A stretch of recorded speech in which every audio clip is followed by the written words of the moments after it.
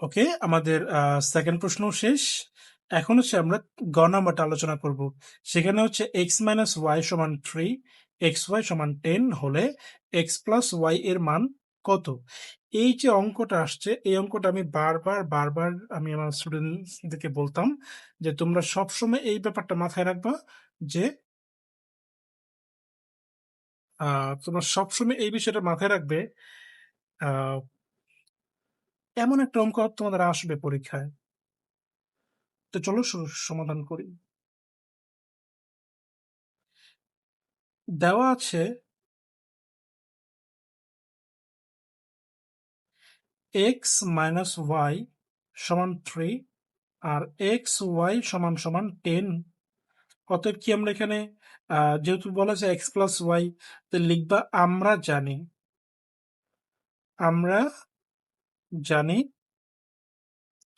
X plus Y তার উপরে whole square and লেখো A minus B whole square plus 4ab and এটা হচ্ছে আবার মান বসায় দাও। 3 স্কোয়ার প্লাস 4 × 10 অর্থাৎ 9, 4×40 যোগ করলে কত? 49। কিন্তু তুমি তো জানো যে তোমাকে তো হোল স্কোয়ারের মানটা বের করতে বলে নাই, তাই তুমি এখানে স্কোয়ারটাকে এখানে কি করবা? রুট করে দিবা। এই স্কোয়ারটা এখানে রুট হয়ে যাবে।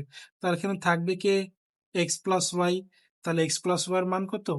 7, প্লাস মাইনাস 7। এখন ধরো এই অঙ্কটাই তোমার হচ্ছে কেউ এভাবে করবে আর কেউ এইভাবে করবে। আমি আরেকটা নিয়ম দেখাই তোমাকে।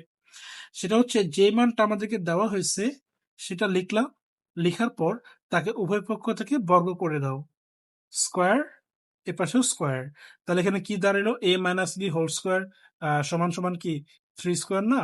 তাহলে এখানে A minus B whole square, তার সূত্র লিখে ফেলো। সেটা হচ্ছে এ plus B whole square minus 4ab সমান 9।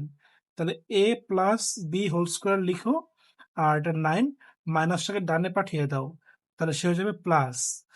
এখন তুমি দেখো 9, 4 × 10, 9, 4×40 যোগ করলে কত? 49। আর এই যে স্কোয়ার ছিল এটাকে তুমি রুট করে দাও, তো লিখবে এখানে এক্স প্লাস ওয়াই এর মানও হচ্ছে কত? 7। ধরো এখানে আমি system 1 and system 2, I mean দুইটা নিয়ম দেখাইলাম। আমার সাথে কানেক্টেড থেকেও আমি এই প্রতিটা অঙ্ক আমি চেষ্টা করি যে তোমাদেরকে ডিফারেন্ট ওয়েতে করানোর জন্য। আমি 2-3টা নিয়মে করাবো এবং তোমার যেটা ভালো লাগবে তুমি সেটাকেই পছন্দ করবা। আচ্ছা, এখন হচ্ছে আমাদের দেখো, আমরা এখানে তোমার গ নাম্বার এসে সেখানে আমাদের ঘ নাম্বার প্রশ্ন সলভ করব। এখানে বলছিল 8m³ প্লাস 27n³ রাশিটির উৎপাদকে বিশ্লেষণ করো। এখন আহ, চলো আমরা এটাকে উৎপাদকে বিশ্লেষণ করি।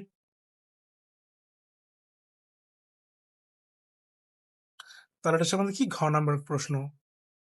এখানে লেখা ছিল কি যে 8m³ প্লাস 27n³।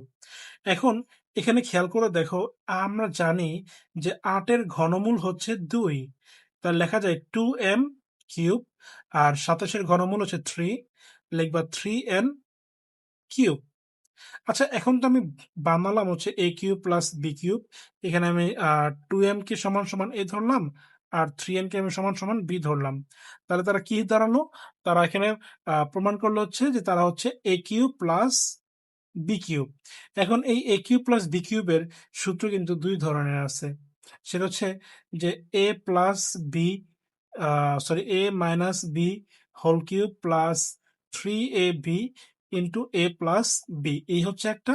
আর আরেকটা হচ্ছে এ প্লাস বি আর a square minus A B plus B square. এখন আমার এই a³ প্লাস b³ এর সূত্র হচ্ছে দুইটা। একটা হচ্ছে a minus B whole cube plus 3ab into A plus B, আর আরেকটা হচ্ছে a plus B into A square minus A B plus B square.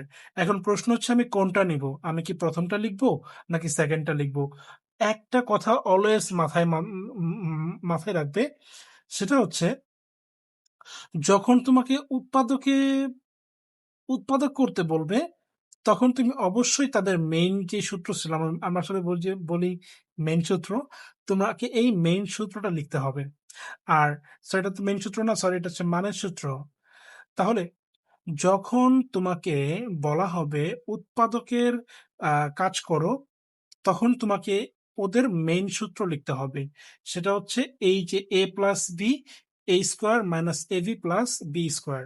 আর যখন বলবে মান নির্ণয় করো, তখন তুমি এই অনুসিদ্ধান্তগুলোকে লিখবা। এখন অনুসিদ্ধান্ত কিন্তু এক ধরনের আহ সূত্রই বলো তোমরা, কিন্তু আসলে সে সূত্র নয়। সে হচ্ছে যে তোমাদের এই যে উৎপাদকের সূত্র ছিল, এখান থেকে মডিফাই করে সুন্দর একটা ফরম্যাটে নিয়ে আসা। এটা আমরা হচ্ছে পরবর্তীতে দেখাবো না যে কিভাবে আসলে ফরম্যাট চেঞ্জ করা যায়। তো চলো আমরা এটা সমাধান করি। এখন এ কিউব প্লাস বি কিউব, তাহলে এখন এইটা যদি এ হয়, এটা যদি বি হয়, তাহলে আমরা কিন্তু এখানে কি লিখবো? উৎপাদক লিখবো। সেটা হচ্ছে এ প্লাস বি, তারপর হচ্ছে একটু নিচে লিখি আমি, A square minus A B plus P square, then second bracket দিয়ে দাও। এখন লিখো 2m প্লাস 3n, আর 2 কে স্কোয়ার করলে জানোই তো 4 হয়, তাহলে 4m square, 3 × 2 = 6, 6mn plus 9n square. এই হয়ে গেল তোমাদের উৎপাদকের বিশ্লেষণ।